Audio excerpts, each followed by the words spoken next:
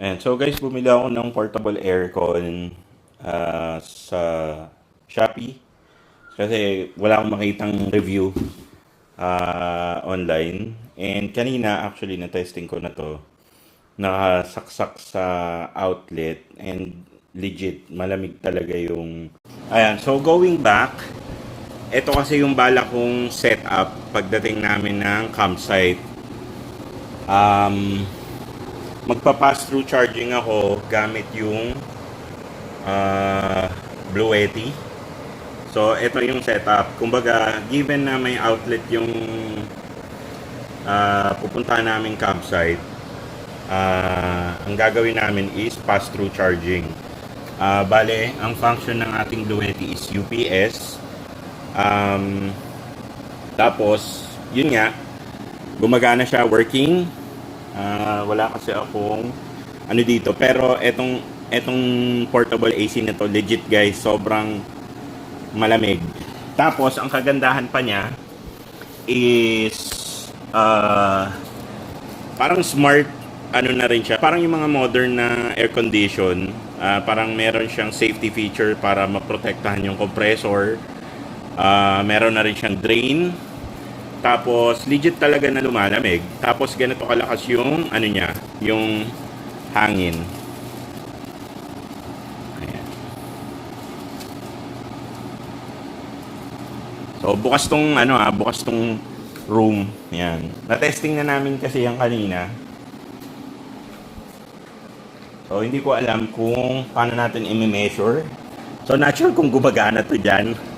Pero ayan, malamig na yung binubuga niya. Ewan ko kung kaya na itong i-measure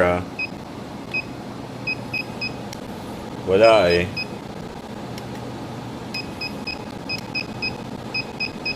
Wala.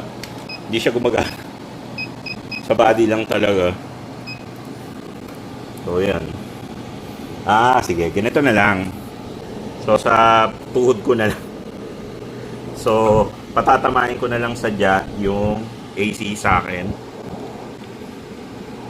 Ayan, ganyan kalakas yung yung binubuga niya.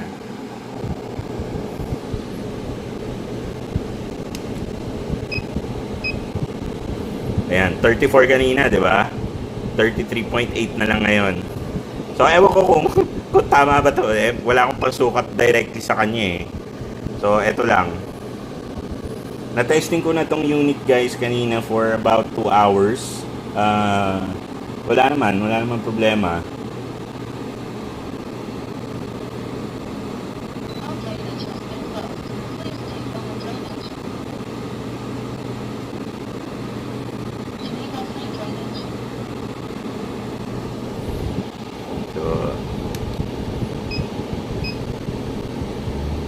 So 33 na lang.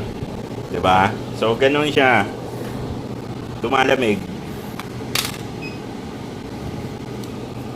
Patagalin pa natin. Hindi ko na ikakat yung video para makikita nyo.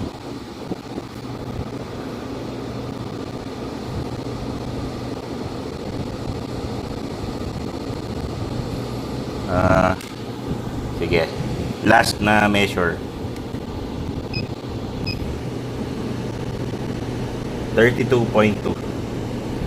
Yan. So malamig talaga. I mean, kung yung gamit kasi naming tent guys is Montana na Villa 13 na large. So hindi ko sure pero I think mahihirapan tong AC na to. Hindi ko lang sure kung kaya ba niya for a couple of hours, especially kung mga tanghaling tapat na sobrang init. Pero kung tutulungan siguro ng parang fan para mas ma-circulate yung lamig sa tent, I think kayang-kaya. Diba? Para sa price niya, panalong-panalo na. So magandang alternative to kung wala kayong budget pa. Bili ng EcoFlow. Goods na to. So tingnan natin ulit kung ilang watts ang kanyang kino-consume. 534 watts.